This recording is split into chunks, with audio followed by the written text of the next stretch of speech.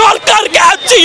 এই ইউনূস সরকার আজকে কি করতেছে দেখেন, শিক্ষকের উপরে বারবার দুইবার আক্রমণ।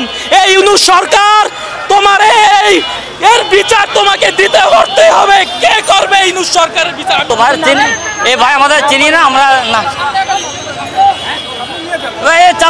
চালাতে বলেন, নাম জানি না, চালাতে বলেন।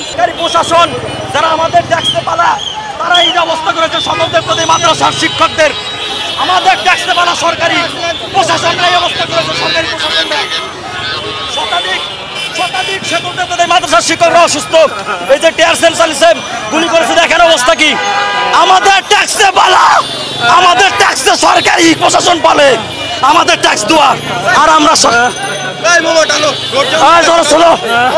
সরকারি আমাদের ট্যাক্সে পালা সরকারি প্রশাসন। তারা দেখেন শিক্ষকের উপর কিভাবে কি করছে, এইগুলি টাকা দেখেন। সরকারি আমাদের ট্যাক্স, আমাদের জনগণের ট্যাক্সে পালা সরকারি প্রশাসন কুকুরেরা হিংস্র জানোয়ারের মতো আচরণ করেছে।